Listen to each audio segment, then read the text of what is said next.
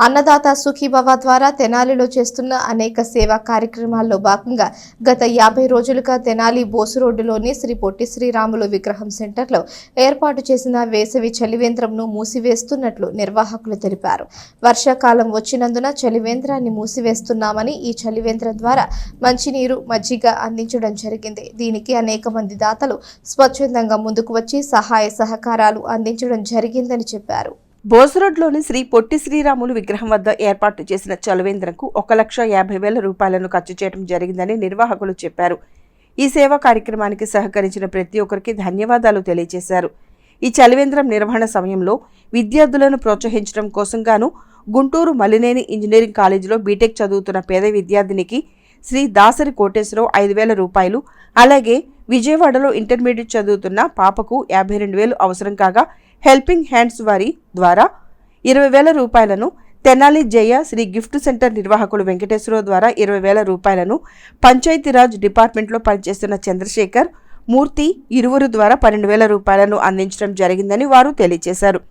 అన్నదాత సుఖీభవ తెనాలిలో గత 3 సంవత్సరాల కాలంగా అనేక సేవా కార్యక్రమాలు చేపట్టడం జరిగిందని చెప్పారు. వీటిలో భాగంగా అనేక ప్రాంతాల్లో నిరుపేదలకు అన్నదాన కార్యక్రమాలు ఏర్పాటు చేయటం, ట్రైసైకిళ్లు అందించడం, వృద్ధాశ్రమాల్లో మౌలిక సౌకర్యాలు కల్పించడం, దుప్పట్లు, దోమతెరలు అందించడం, చలివేంద్రాల ద్వారా మజ్జిగ, మంచినీరు పంపిణీ చేయటం తదితర కార్యక్రమాలను దాతల సహకారంతో నిర్వహించడం జరిగిందని వారు తెలియజేశారు.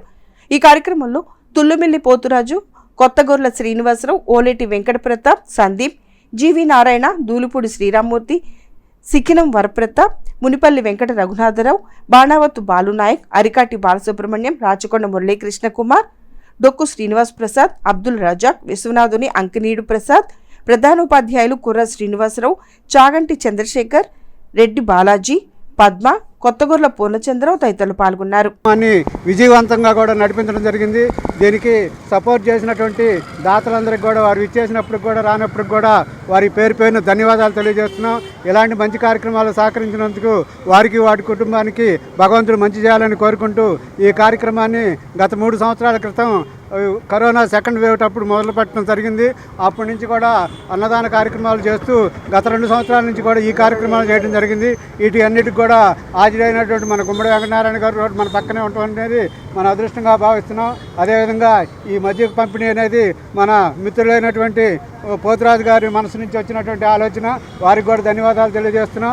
అదేవిధంగా ఈ కార్యక్రమానికి ఇచ్చేసి ప్రతిరోజు కూడా తన సొంత పనిలాగా వచ్చి ఈ కార్యక్రమాన్ని విజయవంతం చేసినటువంటి మన అన్నదాత సుఖీభవ సభ్యులందరికీ కూడా పేరున ధన్యవాదాలు. అన్నదాత సుఖీభవ వారి సౌజన్యంతో తెనాలి బోసి రోడ్డులో సుమారు 50 రోజుల నుంచి నిర్వహిస్తున్నటువంటి వేసవి చలివేంద్రంలో మంచినీరు, మజ్జిగ పంపిణీ చేయడం జరుగుతుంది. మరి చలివేంద్రానికి సుమారు 1,50,000 పైగా వ్యయమైంది. ఈ 1,50,000 వ్యయము కూడా దాతల సహకారంతో సమకూర్చుకోవడం జరిగింది. స్వచ్ఛందంగా అనేక మంది దాతలు ఈ కార్యక్రమంలో చేయూతను అందిస్తూ ఉన్నారు. వారికి మరి ఈ కార్యక్రమంలో రోజు ప్రతినిత్యం పాల్గొని ఈ మరి మజ్జిగ పంపిణీ కార్యక్రమంలో పాల్గొన్నటువంటి అన్నదాత సుఖీభావ సభ్యులందరికీ కూడా ధన్యవాదాలు. మా వెనకుండి ప్రోత్సహిస్తున్న ప్రతి ఒక్కరికి కూడా ధన్యవాదాలు తెలియజేస్తున్నాం.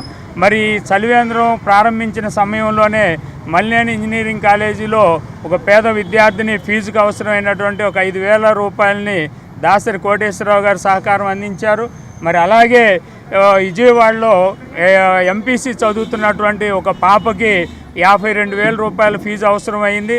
దానికి గాను హెల్పింగ్ హ్యాండ్స్ వారు ఒక 20,000 రూపాయలు, జయశ్రీ గిఫ్ట్ సెంటర్ వారు వెంకటేశ్వర గారి సౌజన్యంతో ఒక 20,000 రూపాయలు, మరి ఎంపీడీ ఆఫీసు, ఇంజనీరింగ్ ఆఫీసులో పనిచేస్తున్నటువంటి మూర్తి గారు, చంద్రశేఖర్ గారి ద్వారా ఒక 12,000 రూపాయలు కలెక్ట్ చేసి మొత్తం 52,000 రూపాయలు కూడా మన అన్నదాత సుఖీభావ టీం సభ్యుల ద్వారా వారికి అందించడం జరిగింది. ఇలాంటి అనేక సేవా కార్యక్రమాలకి దాతలు మాకు సహాయ సహకారాలు అందిస్తూ ఉన్నారు. వీరందరికీ కూడా ధన్యవాదాలు తెలియజేస్తూ మున్ముందు చేయు అనేక కార్యక్రమాలకి సహాయ సహకారాలు అందించవలసిందిగా ప్రార్థిస్తున్నాను.